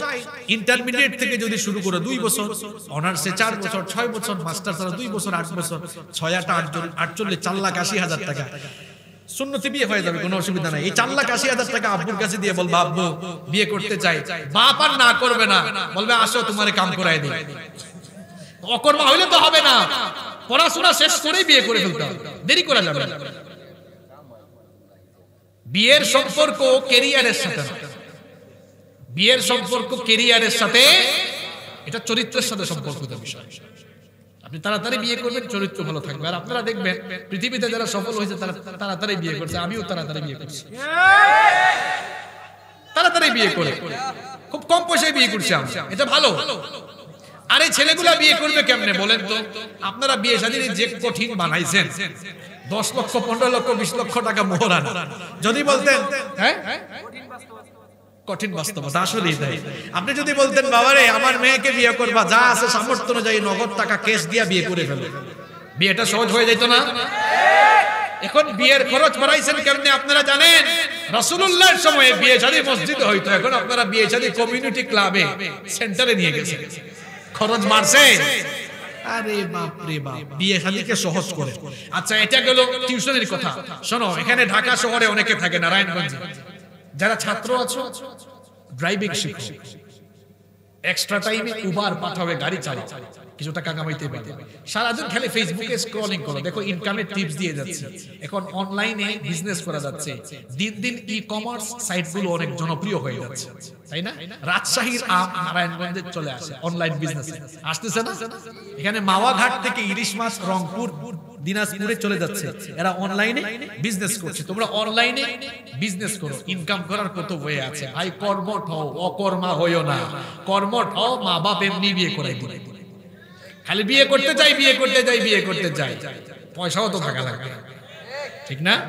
তাহলে বললাম 18 নম্বর দায়িত্ব, সরি 18 না, 18 নম্বর উপযুক্ত বয়সে বিয়ে দেওয়া। আর বিয়ের সময় টাকা পয়সা দেখবেন না, দিনদারিতা। আরো আসতে বলেন। আচ্ছা, এখন এমন একটা পয়েন্ট বলবো, এইটা আপনাদের কথা কি বলতাম, অনেক আলেমরা ওইটা করে। নাম্বার 19 নাম্বার, সন্তানদের মধ্যে সম্পদ সঠিকভাবে বন্টন করে দিবেন। মাদ্রাসায় ফারাইজ পড়ানো হয় না, মিরাস বা মাওয়ারিস। এখানে এলএলবি তে যারা পড়াশোনা করছে কেউ থাকলে, সিলেবাসের মধ্যে ল অফ ইনহেরিটেন্স, উত্তরাধিকার আইন আছে না? কিভাবে আপনি আপনার উত্তরাধিকারীদেরকে সম্পদ বন্টন করবেন, কোরআন সুন্নাহয় সুস্পষ্ট নীতিমালা আছে, এগুলো জেনে ভাগ করবেন, নইলে কোনো আলেমের শরণাপন্ন হবেন। দুঃখজনক হলেও সত্য, মুসলমান সমাজগুলোতে আজ মেয়েদেরকে ঠকানো হচ্ছে। এই ঠকানো ইসলাম করে নাই, ইসলাম ঠকায় নাই, বরং মুসলমান নামধারী কিছু লোক এই কাজগুলো করে ইসলামের দুর্নাম করছে। আপনারা জায়গা জমির হিসাব শতক বুঝেন নাকি গন্ডা ভালো বুঝেন? আচ্ছা, এক বাবার 4 ছেলে আর 2 মেয়ে। এখন সম্পদ ভাগ করছে এমনি, 4 জনকে 4 ছেলেকে 4 5 20, 5 শতক করে 20 শতক দিয়ে দিছে। মেয়ে দুইটা কিন্তু খালি পড়ে আছে। বিয়ের সময় কয়, মাগো তোরে তো তেমন কিছু দিতে পারলাম না, আব্বু তোকে দোয়া দিলাম। মহিলা প্যান্ডেলে বোনরা আছে না, বোনদেরকে বলবো, আপনারা বলবেন আব্বু দোয়া লাগবে না, জিনিস দিয়ে দেন, জিনিস দেন, এটা আপনার হক। আর মনে রাখবেন, যে বাবারা মেয়েকে সম্পদ থেকে বঞ্চিত করছেন, হাজী সাহেব আপনি হজ করে আসছেন, যাকাতও দেন, রমজান মাসে রোজা রাখেন, 5 ওয়াক্ত তো পড়েনি নামাজ, তাহাজ্জুদ গুজারি, বাবারে যদি আপনি মেয়েকে সম্পদ থেকে বঞ্চিত করেন, কিয়ামতের দিন জালেম হয়ে জালেমের কাতারে আল্লাহর সামনে আপনাকে দাঁড়ানো লাগবে। 19টা পয়েন্ট বলে ফেললাম, 20টা বলার আগে 20 নাম্বারটা বলবো পরে, 19টা একটু রিপিট করি আগে। তার আগে বলেন তো, যে পয়েন্টগুলো বললাম এগুলো যদি, এই ফর্মুলাগুলো যদি আমরা গ্রহণ করে সন্তান লালন পালন করতাম, বলে নষ্ট হইতো সন্তান? নষ্ট হইতো? 1 নাম্বার কি বলেছিলাম দেখি কার কার মনে আছে? হ্যাঁ, নেককার মা আর বোনরা যারা আছেন নেককার ছেলে। 2 নাম্বার, সন্তান পেয়ে কার শুকরিয়া আদায় করা? নারায়ণগঞ্জের মানুষের মেধা কি কম নাকি?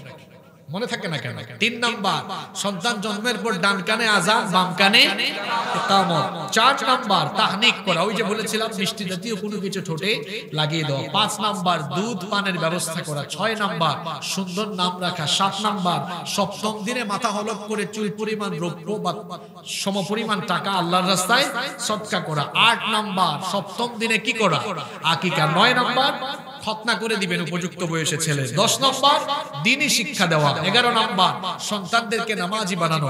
12 নম্বর, সন্তানদের সাথে সফট কোমল আচরণ করে। নাম্বার 13 নম্বর, সন্তানদেরকে পর্যাপ্ত সময় দেওয়া। নাম্বার 14, 14 নম্বর, সন্তান লালন পালনে বেইনসাফি না করা, বৈষম্য না করা। নাম্বার 15 নম্বর, সন্তানদেরকে অপসংস্কৃতির হাত থেকে বাঁচানো। নাম্বার 16, সন্তানদেরকে পর্দার শিক্ষা দেওয়া। নাম্বার 17 নম্বর হচ্ছে সন্তানদের জন্য খরচ করা। নাম্বার 18 নম্বর, উপযুক্ত বয়সে বিয়ের ব্যবস্থা করা। নাম্বার 19 নম্বর হচ্ছে সন্তানদের মধ্যে সম্পদকে সঠিকভাবে বন্টন করে দেওয়া। এই পয়েন্টগুলো আমরা অনেকে, এই ফর্মুলাগুলো অনেকে মেইনটেইন করছি না বলে আপনার সন্তান আজকে এডিক্টেড হয়েছে, আপনার সন্তান আজকে বেনামাজি হয়েছে, আপনার সন্তান নষ্টের দিকে ধাবিত হয়েছে। কারণ বাবা হিসাবে, মা হিসাবে সন্তানের যে হক আদায় করার কথা ছিল, সেই হক থেকে সন্তানকে বঞ্চিত করে ফেলেছে। 20 নাম্বার এবং সর্বশেষ পয়েন্ট হলো, আল্লাহর কাছে সব সময় দোয়া করবেন, আল্লাহ যেন আপনার সন্তানকে চরিত্রবান, আল্লাহওয়ালা, চক্ষু শীতলকারী বানান। এজন্য দোয়া করবেন কার কাছে? এই দোয়াটাও আমাদেরকে আল্লাহ শিখিয়েছেন, কিভাবে আপনি দোয়া করবেন সেই দোয়াটাও আল্লাহ শিখালেন। কোরআনুল কারীমের 25 নম্বর সূরা, সূরাতুল ফুরকানের 74 নম্বর আয়াতে আল্লাহ তাআলা দোয়াটা আমাদেরকে শিখালেন। যারা পারেন আমার সঙ্গে বলেন, রব্বানা হাব লানা মিন আজওয়াজিনা ওয়া যুররিয়াতিনা কুররাতা আ'য়ুনিন ওয়াজআলনা লিল মুত্তাকিনা ইমামা। কি চমৎকার দোয়া আল্লাহ আমাদেরকে শিখালেন, কি ফ্যান্টাস্টিক দোয়া। আল্লাহ শিখালেন, বান্দারে দোয়া কর, ও আমার রব, আমার স্ত্রী আর আমার সন্তানদেরকে আমার জন্য চক্ষু শীতলকারী বানায়া দে। বলেন আমিন। এই 20টা কাজ করেন। কেন আজ এই সন্তানের হক নিয়ে কথা বললাম? যুবকরা তো জিতে গেছে, অবিবাহিত আগেই জেনে ফেলছো। কেন এই কথা বললাম? রাষ্ট্রের মূল ভিত্তি হচ্ছে এই পরিবার। পরিবারগুলো ঠিক করেন, সমাজ সুন্দর হবে। সমাজ সুন্দর হলে রাষ্ট্র সুন্দর হয়ে যাবে। এই মাহফিলগুলোকে আপনারা দিন চর্চার জায়গা বানান, এখান থেকে যেন মানুষ কিছু শিখতে পারে। আজ যে 20টা পয়েন্ট শোনায় গেলাম, যারা শুনে নাই, আসে নাই, তাদের কাছে আগামীকাল পৌঁছায় দিবেন, পারবেন না ইনশাআল্লাহ? এই যে অনেক ভাইরা রেকর্ড নিয়েছে, উল্টা পাল্টা থাম্বনেল দিও না, থাম্বনেল ঠিক করে দিও। আপনারা ও লিংকগুলো মানুষের কাছে শেয়ার করবেন। আমরা যারা শুনলাম সবাই যেন এর আলোকে, আমার মা বোনদেরকেও বলবো, সবাই যেন এর আলোকে সন্তানদেরকে আমরা প্রতিপালন করতে পারি। যদি এর আলোকে আমরা প্রতিপালন করি, ইনশাআল্লাহ আমাদের সন্তানগুলো যেদিকেই যাবে তাদের চরিত্র থেকে সুভাষ ছড়াবে। আল্লাহ যেন আমাদেরকে তৌফিক দান করেন।